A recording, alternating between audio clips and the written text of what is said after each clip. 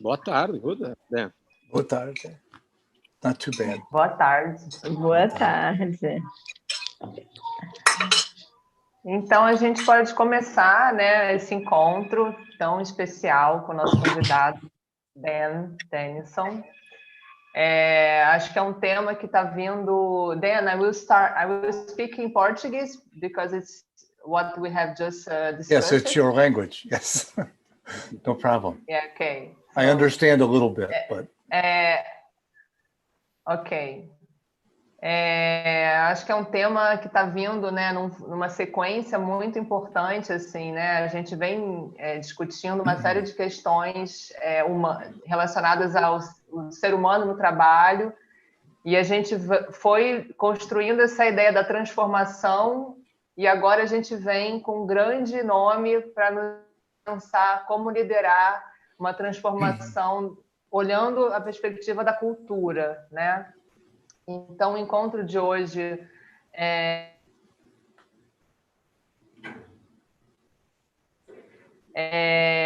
ele preparou um material para compartilhar com a gente através de fazer uma pequena fala inicial, um momento da gente se conectar com as ideias que ele está trazendo e elaborar questões. Então, a ideia dele é falar no máximo 30 minutos inicialmente, para depois a gente começar um debate. Quem for tendo perguntas, pode colocar aqui no chat. Se não souber fazer a pergunta em inglês, pode fazer em português, que a gente traduz para o Dan, e também a gente faz a tradução reversa. E o Marco também vai nos apoiar, assim, né, de uma forma mais intensa nessa conferência, pela proximidade e intimidade que ele tem com o tema e de trabalho com o Dan também. Então, vamos começar. So, Dan, we can start. I just said to the people that you're going to make a small presentation for us to connect with your ideas, and then we can start, okay? That's perfect. So I will put my... Hello? Hello? Okay. Yeah. Boa tarde. Fala, Marco. Yeah, I just want to say a few words. Dan, thank you very much. It's a great pleasure and privilege to have you here. You know, we are trying to set a meeting in Brazil with you since a long time, and you see at the end how creative and let's say different way we are doing this. But at the end, we are doing this.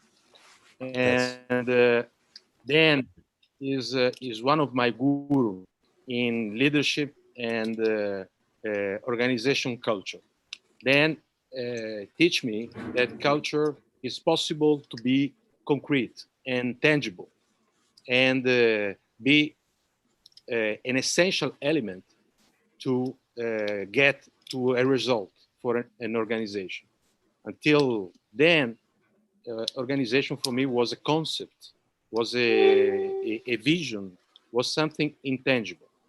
So I think he had already a great value for our research area in organization, because he made this effort to put something more tangible and concrete to identify the intangibles of organization, which is a great deliver to all of us. So to have you here for me is really a sincere privilege, and I hope this is the first of many things that we can do together. So to you. Thank you, Marco. And just so you know, Marco is one of my gurus now for many years, for over a decade, through programs that we did together at IMD Business School and through his time with L'Oreal. So it's really a pleasure. And this way of traveling to Rio is not quite as nice, but it's easier. So it's very good to be able to join you, share some of the ideas and perspective, and especially talk about what What can we do now in the time of crisis? Why is culture just irrelevant because all we're trying to do is survive, or is it culture actually a very important thing in how we get organized to prepare ourselves for the future that is on the way, whether we like it or not? The past, is in the past, and the future comes at us faster every day. So let me share the screen here so that I can share some of my thoughts. And is this is okay? You can see this okay? All right, very, very good. Yeah, I would like to, talk a little bit about my background and perspective, but our firm's been around for a while. We're based in Michigan in the States. We have an office in Switzerland where I worked at IMD for almost 20 years. Global consulting transformation practice that gets us involved with many different organizations. And, we're trying to improve organizations by improving their culture and leadership. Like many organizations, the purpose is to improve the performance, but we take a very specific approach to trying to understand how the culture of the organization influences the performance of the business, and also to incorporate the leadership development practices of an organization as a part of the transformation process. Extremely important to making things happen, to following through. Some of our base was built on our capability to assess an organization and to do it in a way that helped highlight the impact that the culture was having on the performance of the business. But this is built into a kind of full range transformation business that we work with our clients.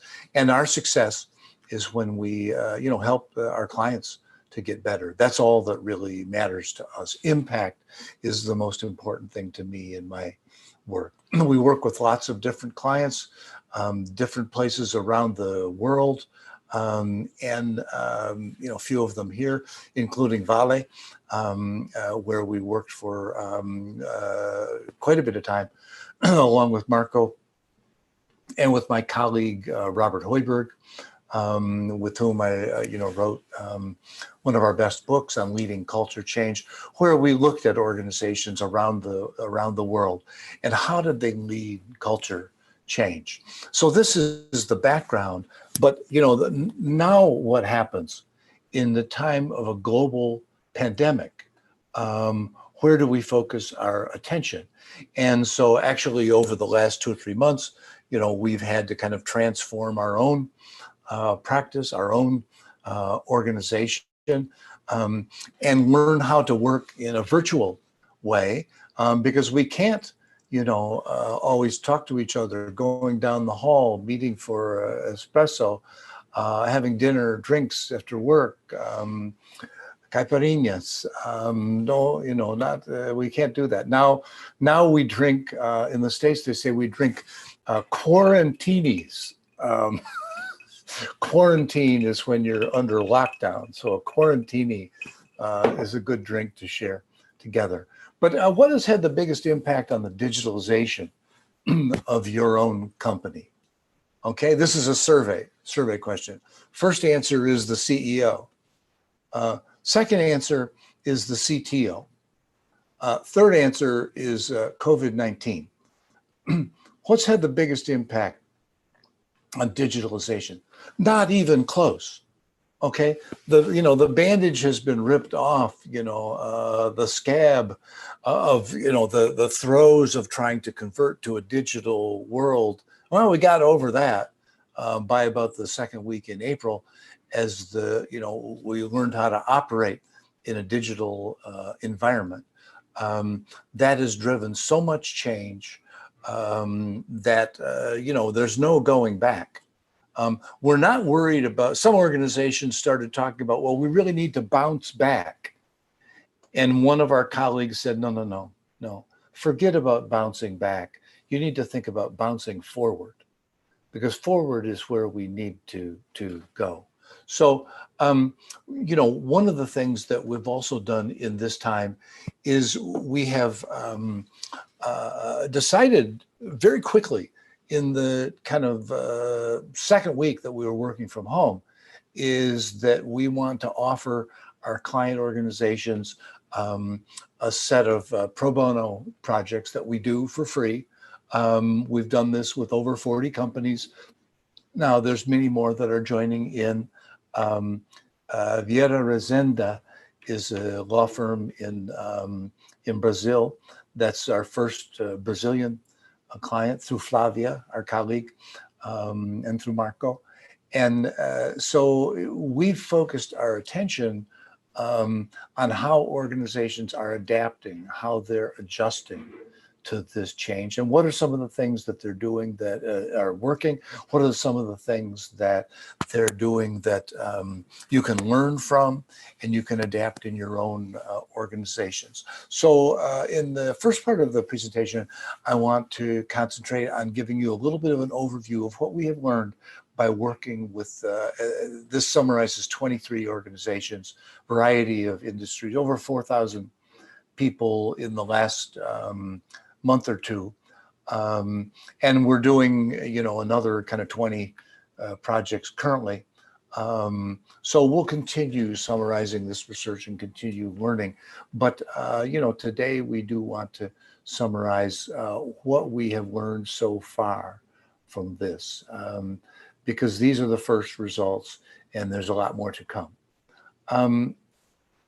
The first thing that I want to emphasize with this is that these are the questions that we asked. These are 10 questions, and then we had a set of open-ended questions as well, where we were just asking for people's comments. And this chart shows the 10 questions that we asked, and then shows the answers that we got, and they're very positive.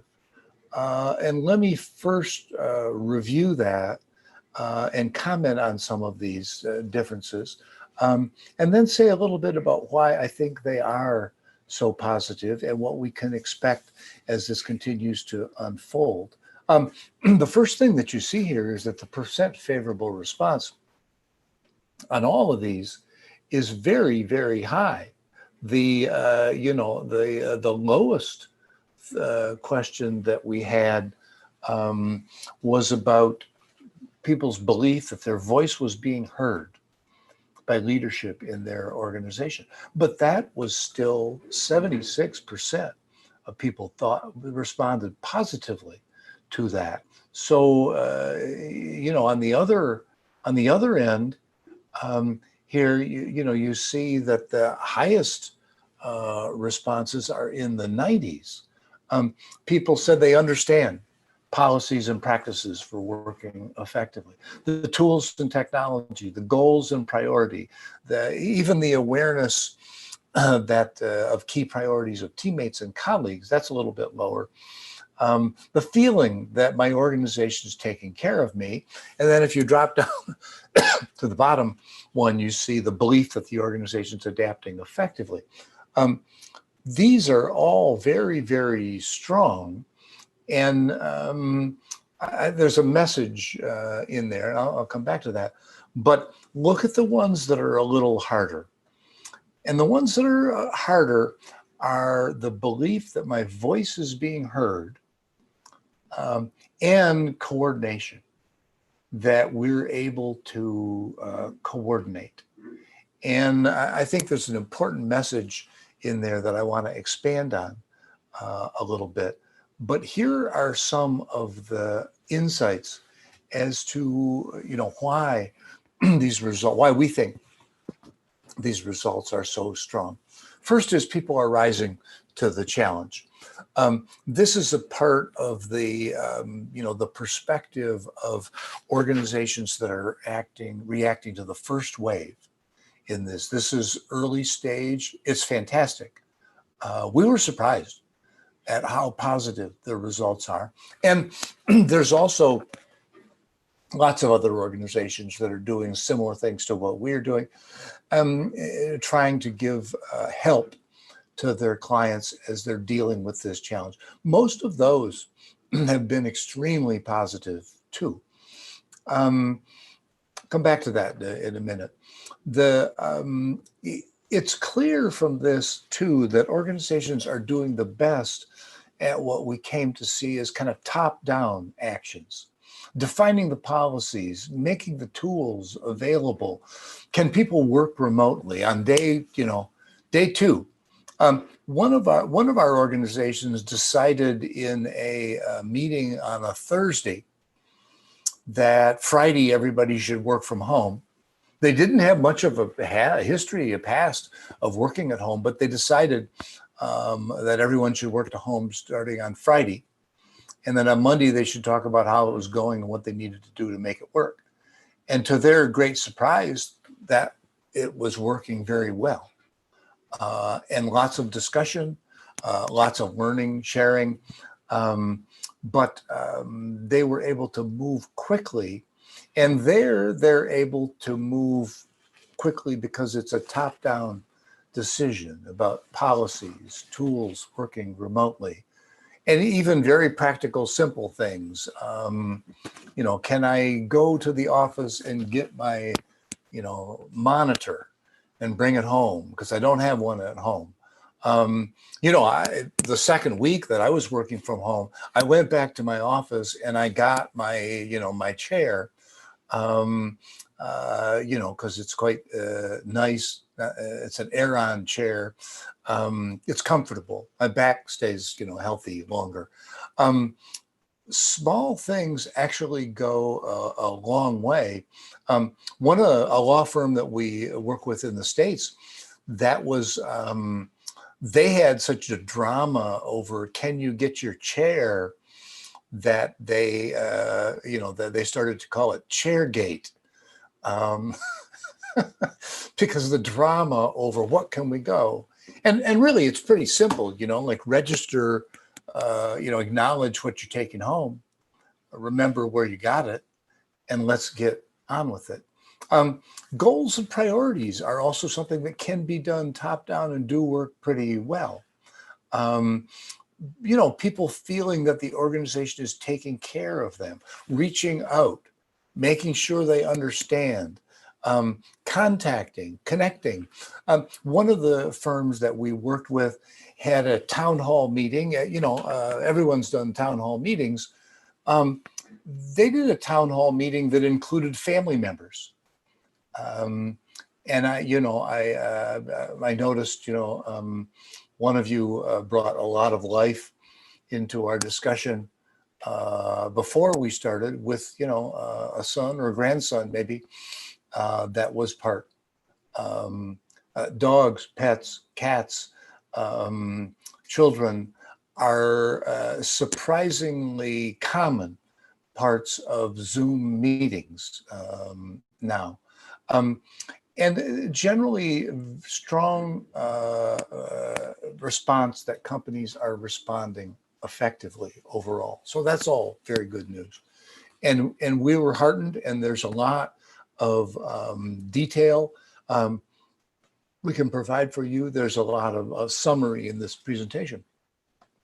But I want to focus for a minute on the major challenges, because those fall in two main areas. The first is to ensure that people feel that their voices are being heard. That's different from, is the organization taking care of me? You can see in the last slide, I go back for a minute, the feeling that the organization is taking care of me, well, that's an 88. The feeling that my voice is being heard, well, that's a 76. Okay, that's a harder challenge because that forces us to listen. It's much more complex. It's not as easy to drive top down. That comes bottom up. So, we have to be bold, we have to be decisive, we have to lead, we have to move first, we have to be top down as leaders. But you have 2 ears and 1 mouth, and that's about the right ratio, really, for all of us in terms of talking and listening.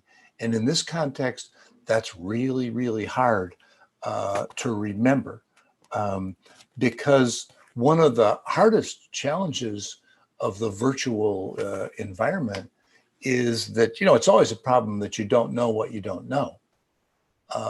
And day to day, face to face, how do we learn? Well, we have an espresso, we have a drink, we have lunch, we talk, we run into each other. Then we learn what we're not aware of. Doesn't happen in a virtual environment unless you reach out, okay? And so that's very, very important. I have a son that's kind of a research analyst in New York City. And after a few weeks of this, I was talking to him on our regular family Sunday night Zoom call. That's a new innovation in the way that we keep in touch. And he said, yeah, Dad, this is no problem at all, because introverts have been training their whole lives for this moment. So they're very comfortable, working in isolation, working individually, and can even be more productive because there's fewer distractions. But making sure that the dots are connected, reaching out to make sure we as leaders know what we don't know and have the mechanism to learn that. That's really, really critically important.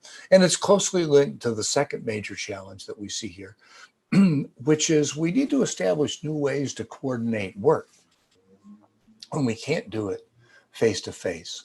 I'll get into, in concluding comments, and I'm sure in our discussion, but what does governance mean after the middle of March in the global pandemic? And, one of my executive friends said, yeah, basically our governance system collapsed into a big pile of Zoom invites, near the end of March. And so now we need to rebuild the organization around both the power of that and the limitations of that. But coordinating work is also a big challenge that comes through in all of the projects that we do. Managing focus on the customer, it needs lots of attention, and work-life balance. How organizations both reach out to support and listen to understand work-life balance issues. Single parents, both women and men, at home with children, working, teaching. How does that work? Well, it's very hard. It's very challenging, but understanding and acceptance of that reality on part of organizations is critically important to finding a best way through this. And everything seems to resolve around taking care of people and listening to them. Dan, Marco. Yeah, there is some people in my organization in CBF. They are saying, let me go to the office to take some holidays because home is too tough. That's right. That's right. And, that, thank God for work, if I can escape all my other responsibilities and go to the office. And, that's quite a luxury. And I think we've all grown accustomed to doing that. And, I think that organizations are trying to be more accommodating, where in the States, we're at a point where, at least for now, things are opening up a little more and people have a bit more freedom to go into the workplace. And they also are making arrangements where they have private workspaces that aren't, with their kids and their dogs and cats, so that they have the concentration. Other people have done flexible work schedules and balance. Couples that one works in the morning, while the other takes care of children and is the teacher in the morning, and in the afternoon they switch, and that they find a way, not an easy way, but finding the way that you can concentrate and can manage the distractions is really important to being able to get things done. And everything seems to revolve around taking care of people and listening to them. That's the powerful point. It's always true, but now it's even more important because there are serious threats. We need to take care of people, and also need to find new ways of listening. So the other thing that we did is we asked a bunch of open-ended questions, and there's about 3,000 comments here. And the first one is about what are organizations doing that's working well and is helping. And the first thing they said is, communicating effectively, providing protective equipment, sanitizer, making sure the work space is safe for those who still need to be there, allowing work from home, and even supporting the equipment that people need from there, and putting a priority on health and safety. These are some of the things that people appreciate. Maintaining team contact, sharing information, that can be hard. You need to do it differently in a virtual environment, but those are some of the things that organizations do, and do quickly.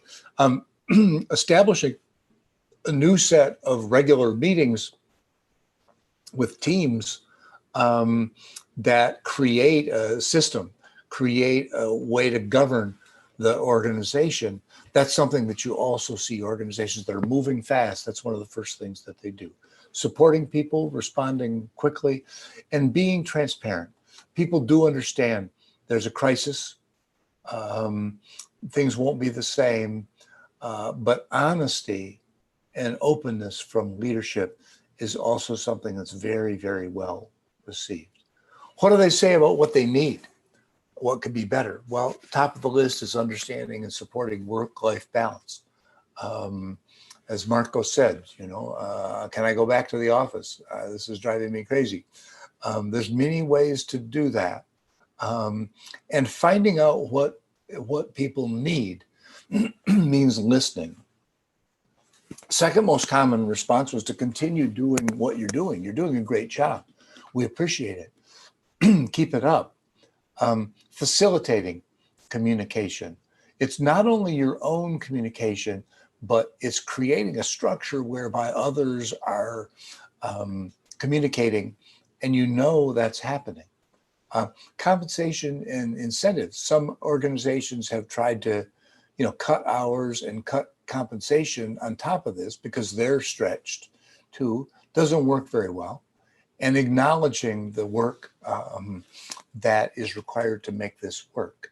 Again, even though some people said providing protective equipment is at the top of the list, it also appeared here on the list of things that need to be addressed, that need to be improved, as did supporting teams and employees. There's people who both said that's something good and that's something that needs to be better. So yes, we've made the start, but we need to continue and need to do more. Sharing information, limiting meetings, streamlining meetings. I think that after ages of having an hour meeting being a typical length meeting, funny how many half-hour meetings you see these days. And funny how many more agendas there are for those meetings. They're actually more task focused. There may be limitations on how do we know people's reactions, how do we share the emotional component, how do we share the passion, but the task focus is actually in some ways maybe improved. And for some organizations, putting employee well-being at the top of the list is also something they've not done as well as they could. So those are some of the things that our organizations have told us that they are doing, that are working, and are also some of the things that need to happen because they're not working as well as they could. We also did this with a number of organizations that we've worked with for years that have done our culture assessment. And some of you I know are quite familiar with that, but some of you probably not. So I want to take just a couple minutes to give a quick overview. There's four things that make an organization effective based on the research. The first one is, do they know where they're going? Is there a strong sense of mission? The second one is how adaptable, how agile, how well do they focus on the customer? Are they creating change, driving change, learning, innovating, taking the risk? Those two traits focus our attention outside of the organization on the purpose and how we adapt. They also have the characteristics of involvement, high involvement, and internal consistency, a set of core values, a well-coordinated organization. And so we were interested in trying to understand, why are all the results so positive on the resilience survey? So one of the things that we did, and I'll show you today, is we went back and said, well, what kind of cultures do these organizations have? And what effect does that have on how they respond to resilience? We use this model and a set of 48 questions, 4 questions for each of these 12 indexes, to create a profile. And here's a profile, of a 100-year-old manufacturing company. And, as you can see from the profile, like, more color is better. The higher the number, the higher the firm scored with respect to our global benchmark. So their percentile scores. So this organization was better than 68% of the organizations in our benchmark database with defining goals, but only better than 8% of the organizations at developing capability. And as you can see, this is an organization that's struggling now. They had very strong team orientation. And when I asked them about that, they said, yeah, we're a team, all right, but we're a team that's going down together. So this is an organization that's struggling. And this is just an illustration. Their strongest scores are in the area of core values, but their core values are still lost in the past. This approach we've tested in lots of studies in regard to its link to performance. And this is a study from all of the companies, 60 companies in a private equity firm that we've supported for a decade. And this is a contrast between the top 30 companies and the bottom 30 companies in terms of their culture scores. And the important thing is, look at the performance, look at the profitability, the EBITDA growth, and sales growth.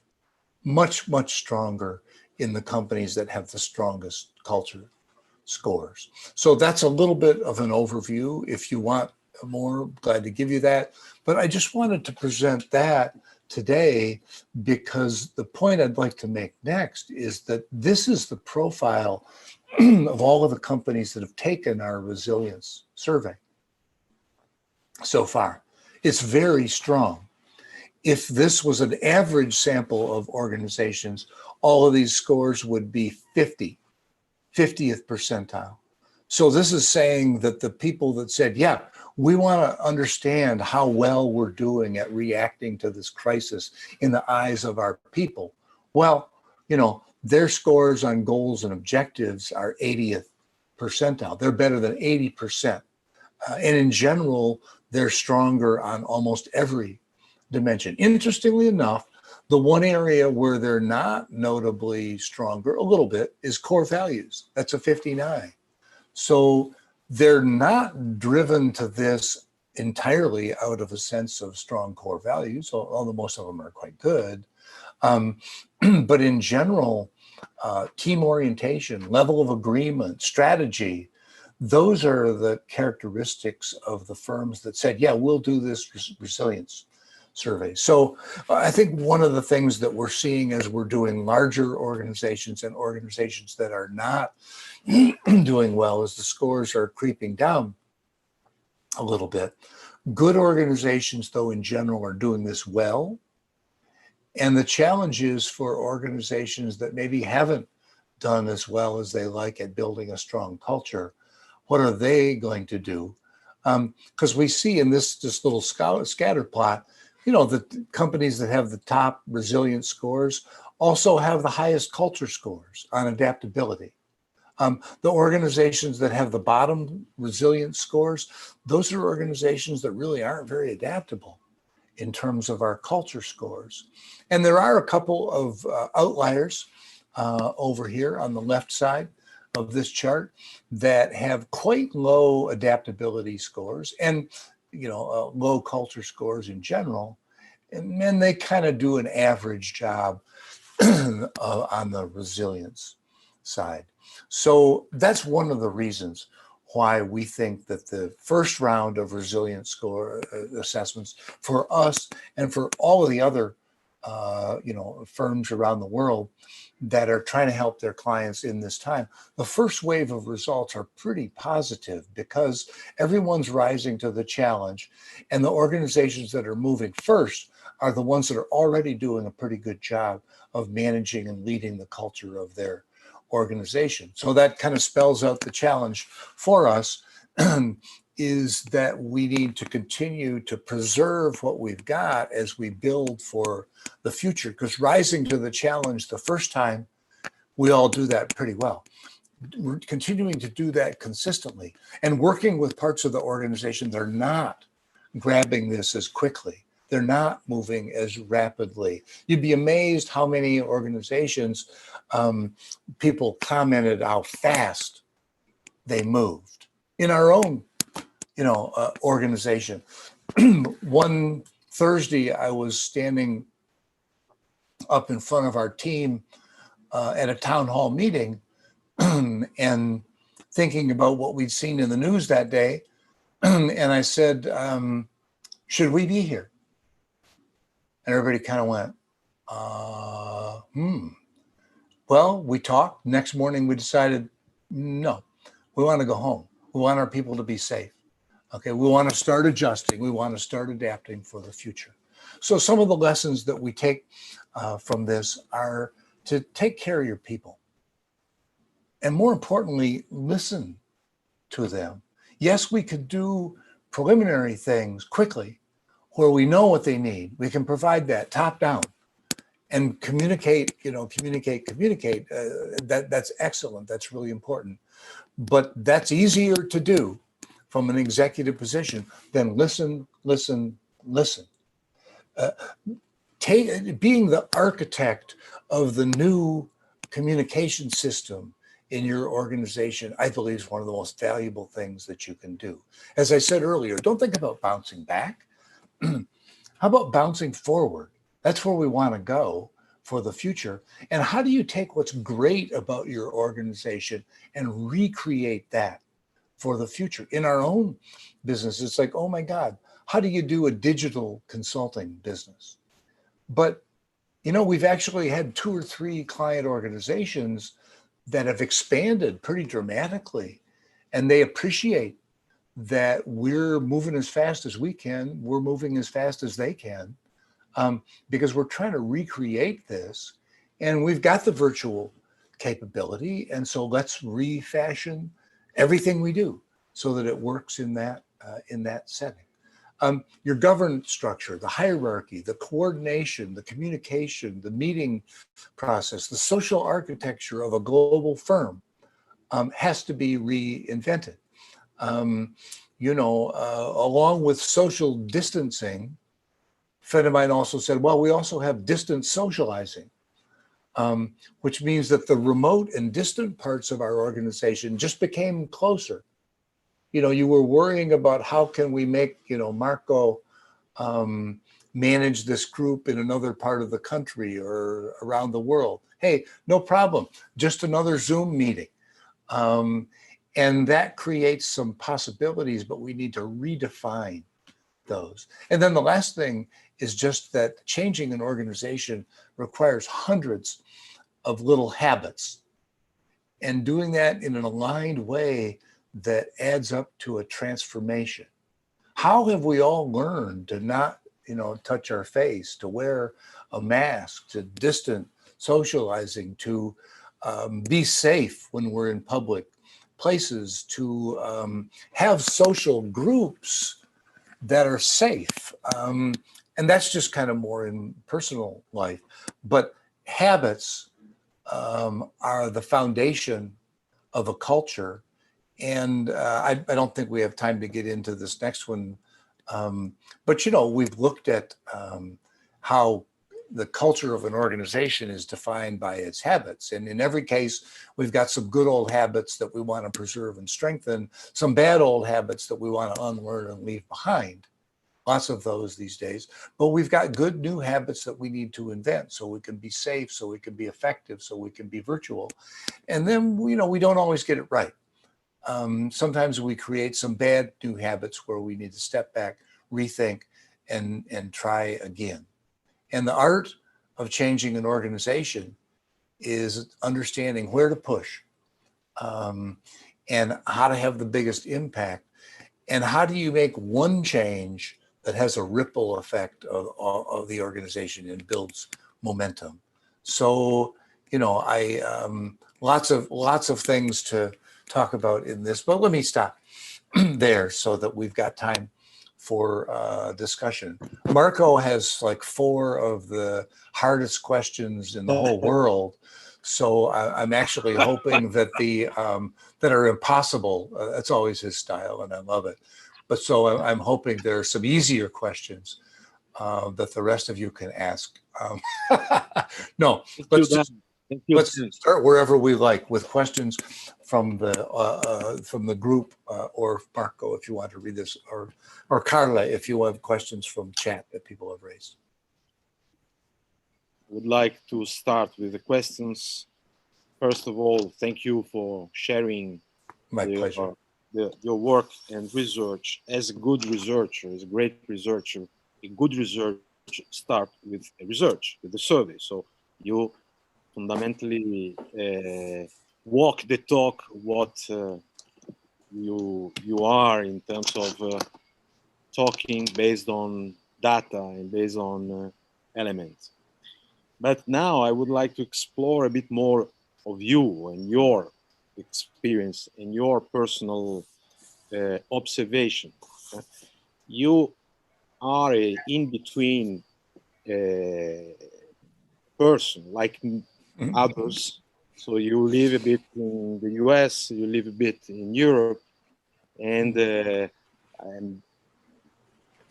are some basic assumptions, guiding principles of different cultures that in a crisis like this are, let's say, putting in discussion. For example, how to deal with employment or unemployment, how to deal with taking care of people, many things that you have said. So even looking of the different philosophy or let's say guiding principles of different cultures, Europe, US, or I think Brazil is something in the middle between Europe and US. Try to learn the best from both. Yes. And this is why I think Brazilians are smart.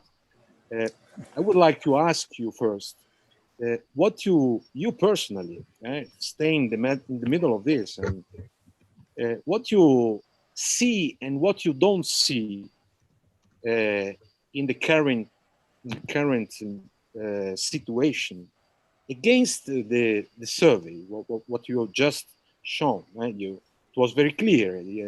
The people are saying positively things about their organization, but taking care, listening, and coordination are two elements that people chose as a challenge. And I would like to ask you, when you are observing culturally behavior of companies, CEOs, and people in general, what you see first as strong in this moment that take your attention, and what you don't. Yeah. See, I told you that Marco would have a real easy question for me here that I can answer in a sentence or two. No, not exactly. That's a very important question. And, you know, actually the thing I see is that we're learning an old lesson over and over again, always at a faster rate.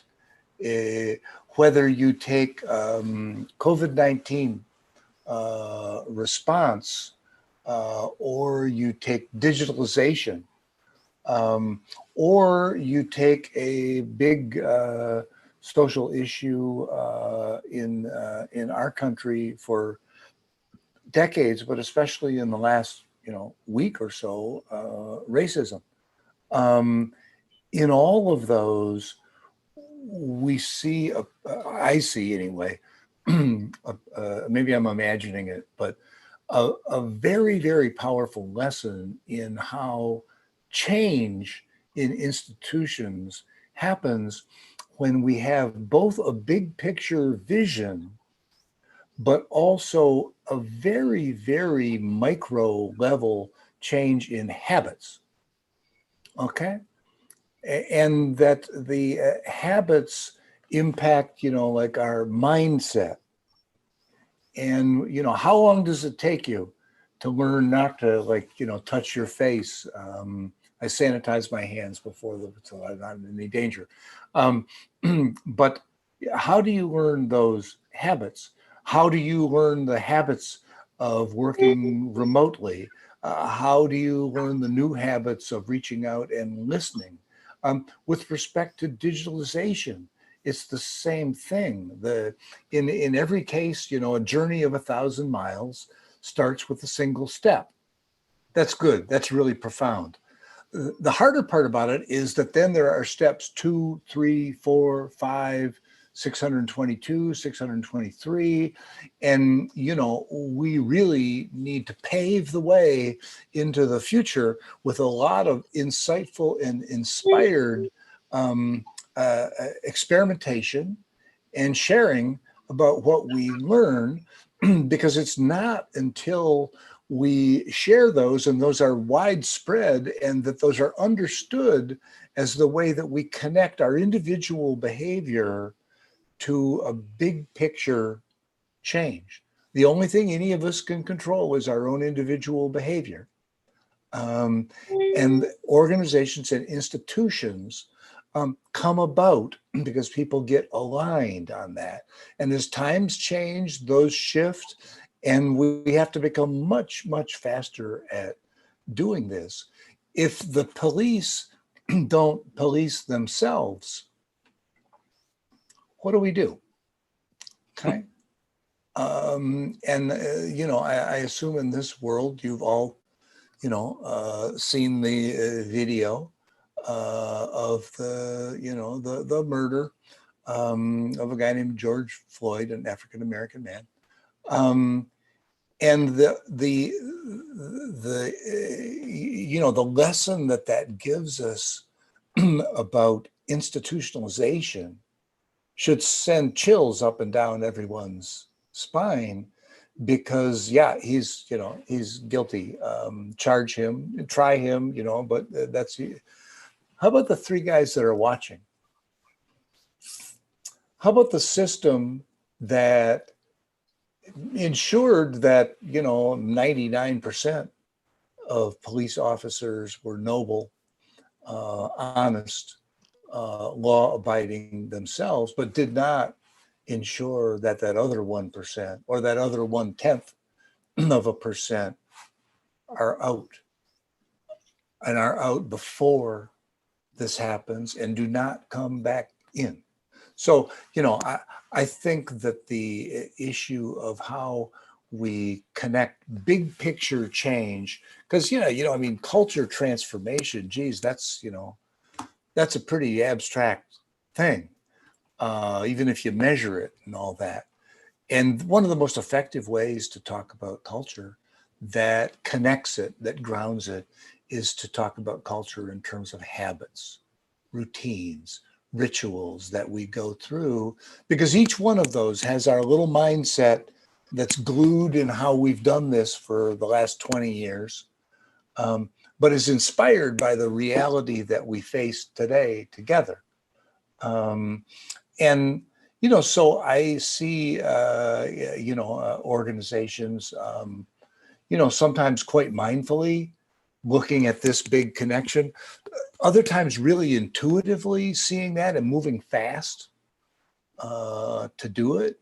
And it's quite exciting because it is very dynamic and people do align and realign to survive together. That's a really basic human instinct.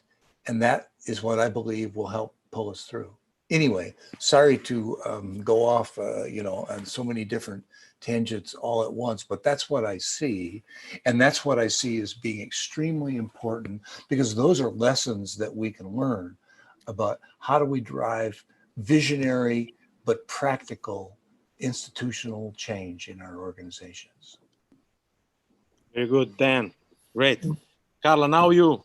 Yeah, we have two questions here from the people. So I will ask Thiago Saldanha to open his microphone.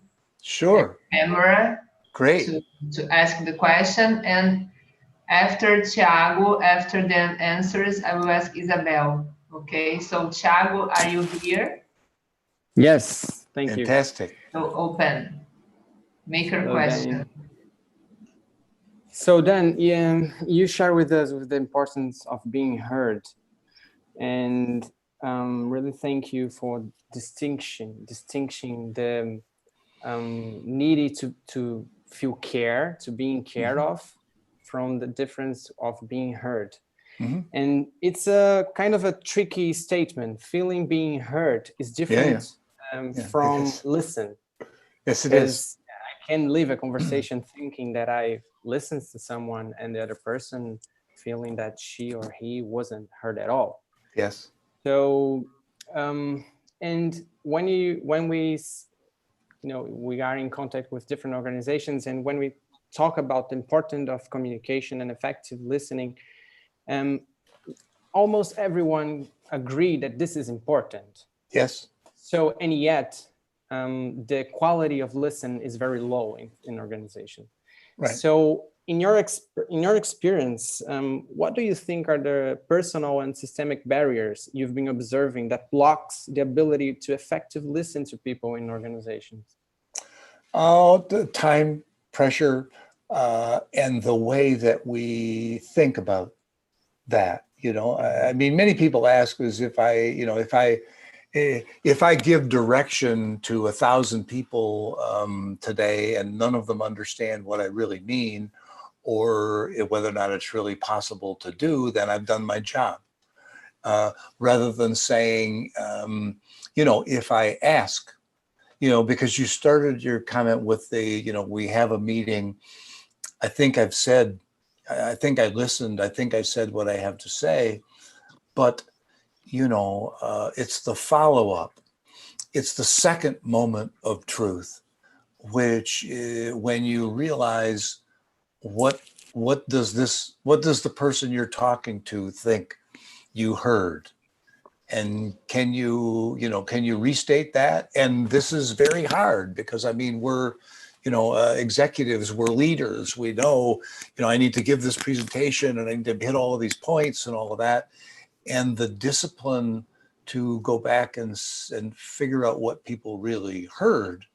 And when you restate what someone heard, reflective listening and that can be trained, you can teach that, but most of us are incredibly bad at that because, when somebody says, well, here's what I heard, what do? We say, great. Yeah, that was exactly what I was saying.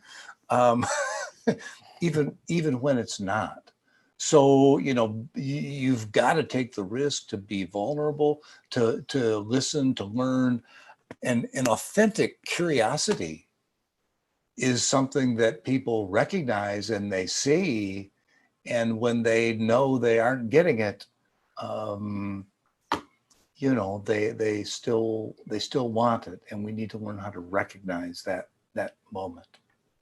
But I think you can, if you model it, if you have leaders that do that, if you can bring that up for discussion, and if you can fuel that to say, and I think in a way, let's take this moment as an opportunity. Communication. I mean, everything can fall between the cracks now in a way it hasn't before.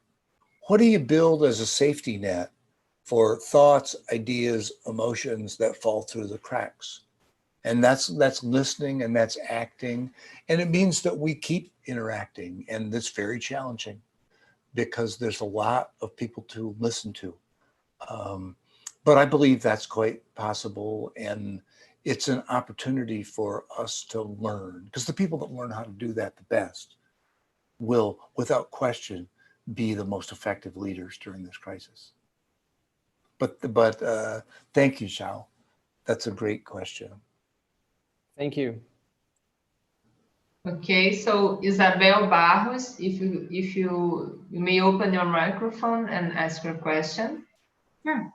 Okay. And I work a lot with corporate offices, Yes. as they are the tangible way to look into culture and how you can use them as tools to build the culture the company wants. So what do you think will be the role of the corporate office now that everybody has been out of it? And as we bounce forward, what should we expect? What could be done? What could we be doing intentionally to make this new normal, or new better, as I heard from a CEO the other day, and I thought it was really better than new normal. What will be this new role? How can we use it as a tool? That's a fabulous question. It makes me think of, the Swiss and Swedish construction company, engineering company, ABB, years ago, restructured their Zurich office to be 50 people, 150 people. Global corporation with 30,000 people. Everyone, their whole, life is to get to, corporate office. And once you're there and you have a corner office, nothing else matters other than keeping the corner office. And, I guess we had some fun in those times. There were some nice corporate dining rooms, the wine's good. But, that's probably where the biggest implosion happens first. And any corporate office that's not, dramatically rethinking governance is going to miss this boat. And there might not be another boat because, you just, took geography out of the picture. In our firm, our CEO has lived in California for years. And it was quite interesting because we always talked about, well, what are the limitations of this and what can't we do and how much of an operational role can he take, and that blah, blah, blah, blah, blah. Well, boom, that disadvantage of distance is gone now. He's as close as anyone else. And yeah, maybe we'll go back to our offices, but we will see dramatic change in that. I mean, I'm glad I'm not in the, Sao Paulo or Rio commercial real estate, market, or New York or anyplace else, because I think that'll change dramatically because where you are doesn't matter anymore. It's what you do and what you contribute and how much you can understand, and organizations have done a lot of extremely innovative things where they say, well, yeah, too many people in a corporate office, all kind of milling around the dining room to, have a word with the CEO. Well, let's do distributed business unit structure where, the electronics business is in Paris and the hydraulics business is in, Berlin, and another business unit's in Sao Paulo and another business unit's in Tokyo. And some people, just say, oh, well, isn't it a lot better if we can all get together face to face? And it's like, yeah, but that's impossible. And now that just became much more possible than it is. And so, you raise a really interesting question, in that what are the most innovative and dramatic restructuring of corporate headquarters that are taking place today? Because we just did at least, I don't know, how about the pace of digitalization in your own organization? Would you say that you did 2 years of digitalization work in 2 months? We did it, I think the world did it in 24 hours. I think that the world did 10 years in 24 hours, because there was no choice. And the depth of which there's no choice is, unlimited, but also, like, there are a lot of choices now. It takes a million choices to redo that. And I think the whole issue of how to governance systems, hierarchy, what does hierarchy mean now? And, I think that the more dynamic an organization becomes, the less hierarchy per se means. Still important. Experience, knowledge, all of those things are good. But wow, about 90% of hierarchy, really just, disappeared. And, I think we should all be glad that we're not that old, guy or that old gal that is in the office down the hall and nobody really knew what they did, but they've been here forever. So of course they're still in the executive suite trying to define the role, because we can get left behind. I think one of the things that happens is that somebody's trying to bring 30 people together to solve an important problem. That's my responsibility. That's my area of authority, but they just had the meeting and they didn't invite me. So what do? Start like cancel their Zoom license? And that, I think, don't for a minute underestimate how dramatic that change will be. And I think corporate headquarters is where it will be most dramatic. It'll create a lot of opportunity and a lot of innovation, but not for the way that we used to do things, not for, leading our ability to bounce back. It'll be for leading our ability to bounce forward, because the future's where we're going to spend the rest of our lives, so. I'm a true believer, so. We better start working here. It's a great way to put the question. A friend and colleague of mine at Harvard Business School, Michael Beer, has a group of executives that are talking about exactly this issue of governance. And I appreciate that, because you made me think about different things that could be done to help track and help drive the way that corporate headquarters adapt and adjust. Thank you. Thank you. There is another question here. Okay. For Nari, would you like to make your question, or I can? Yeah, sure. For Nari.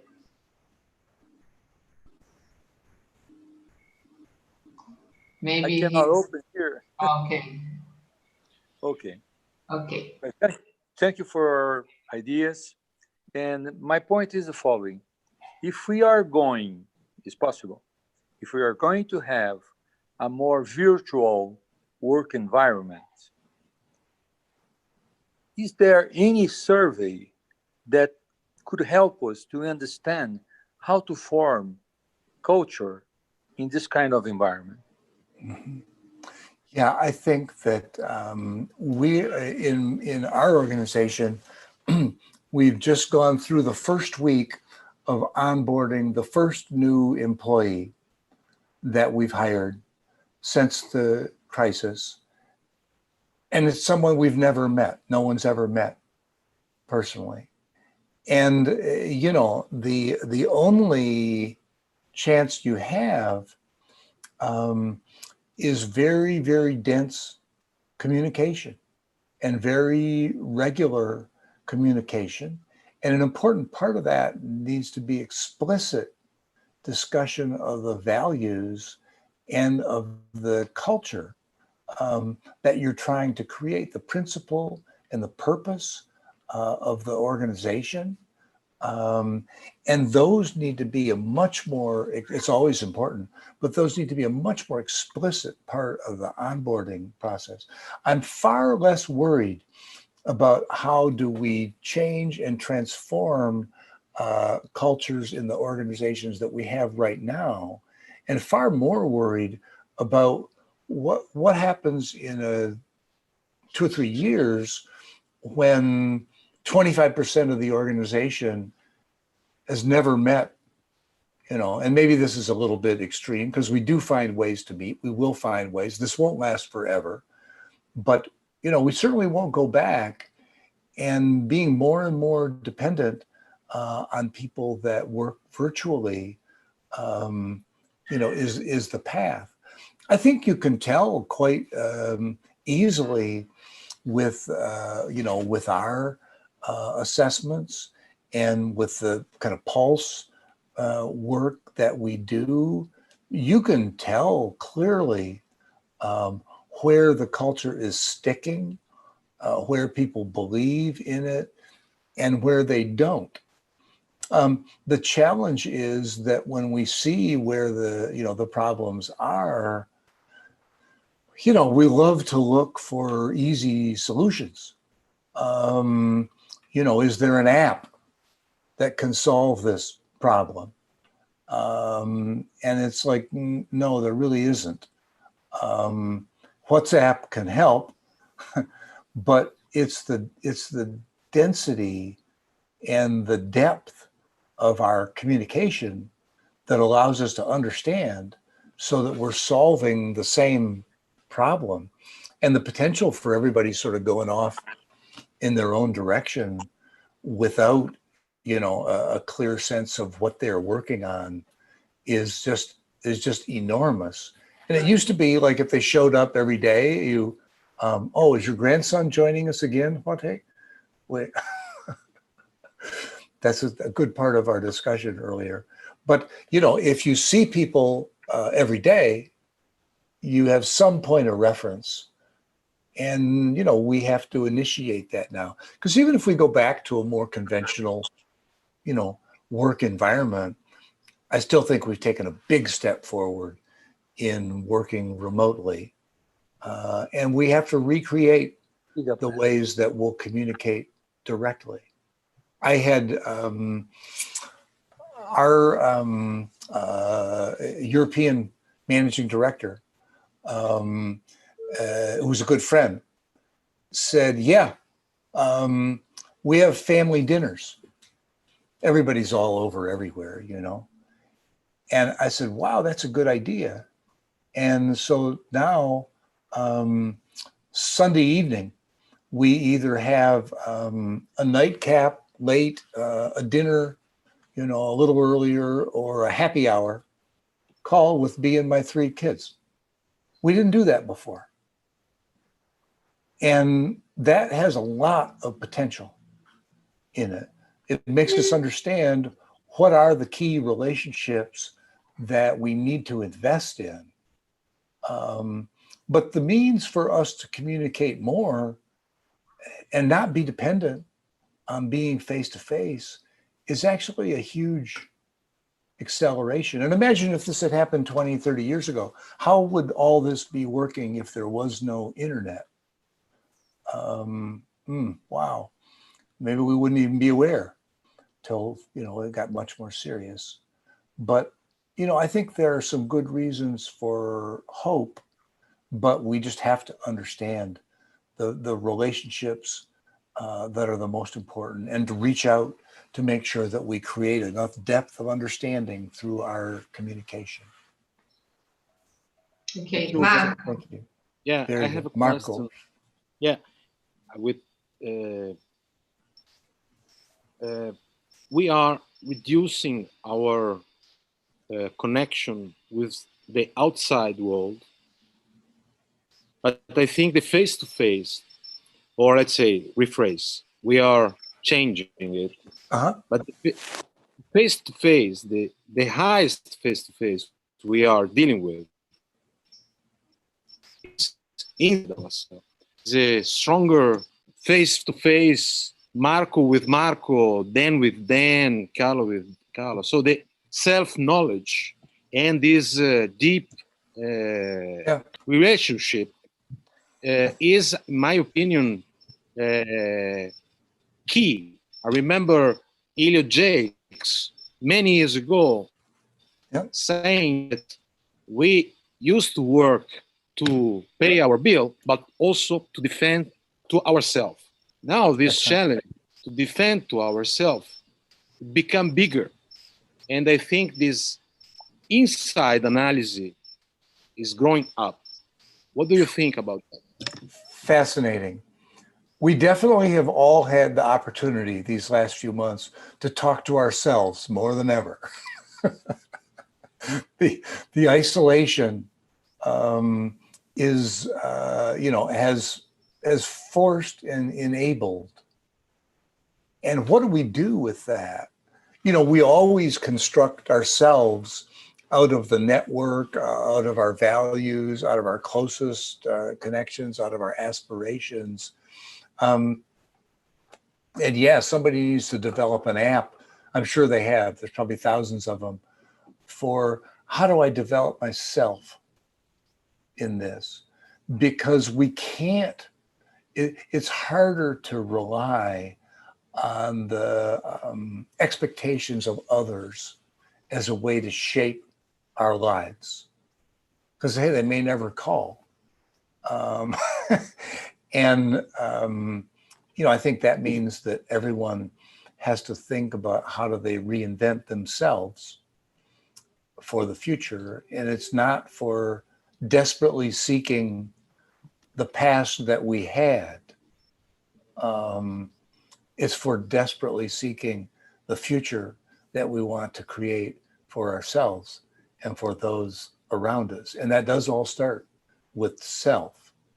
And I think that you'll see a real blossoming of leadership development and self-discovery, coaching tools, techniques, because we're so much more having the choice about when we interact with the social world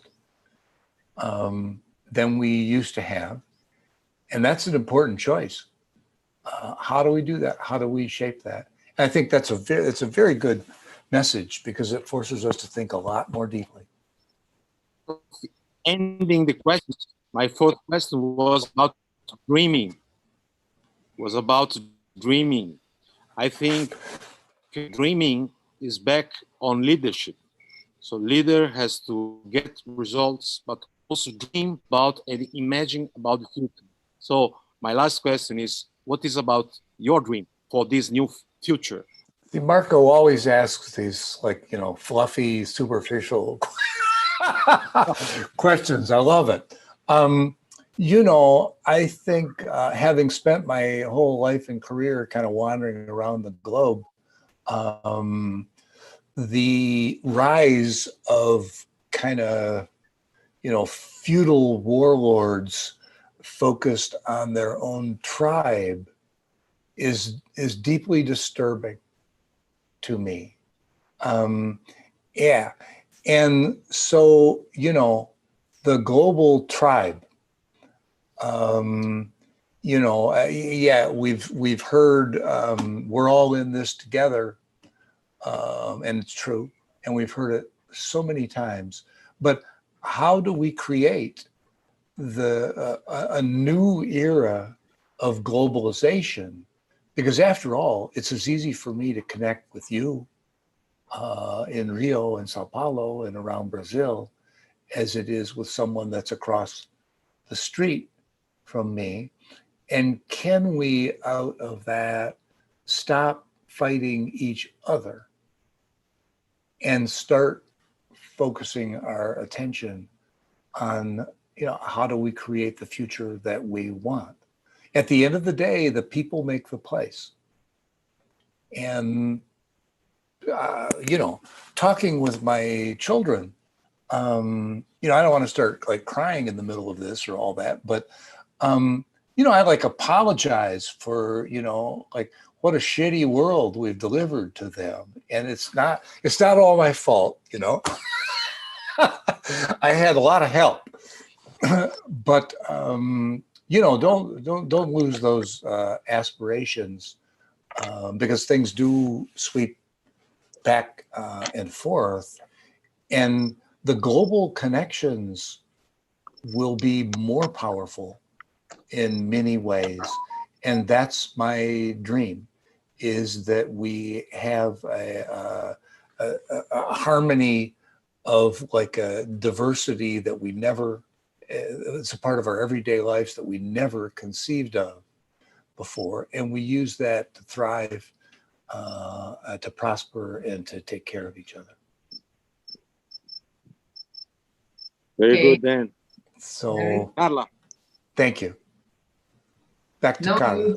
I will just say that Marco, if you want to summarize to make a final wrap up, yeah, you can do it, and then we end. Come Very to good. the Yeah. Yeah, my point is that culture is important, and we have to bunch forward more and more, studying, discussing openly and with fundaments, with data about culture. Diversity is recognizing what is different in our way of doing, our behaviors and our habits, not judge them. I also think that for what I learned today is that who have learned to listen today is the organization. People ask to be listened, but the organization through COVID and all this thing is at least at the end walking the talk on making a change without a war or a big war. And this is what we all hope that will not happen. So I think that your study, your spending your life on studying organizations and culture of organization is key, fundamental, and I really hope that we will continue to have other meetings like this, maybe more specific about these habits, these routines, these rituals, what we have to leave behind and what we have to take it with us to building a better world. I remember your guru and my too at Shine saying, stop saying yes, but start saying yes and. Yeah, which is great, I think. So thank you very much. Oh, thank you. It's my pleasure. And we will have many more meetings. We have a world to change. And it's a lot of work, but we can have fun doing it together. And you all be safe. You all be safe. And I'm sorry we can't do this live and in person, but this was terrific, and I really enjoyed it. So thank you. Thank you very much. Thank you. Thank you. We hope to have your material. Can we share it to the Yeah. I'll send you the presentation. I'll send you an article that we've written around that, and we'll keep you posted as we come out with new findings from this research, because that's just the start. Okay, so then this live will be recorded in our YouTube channel, and if you allow it, we can also share your presentation and the article, okay?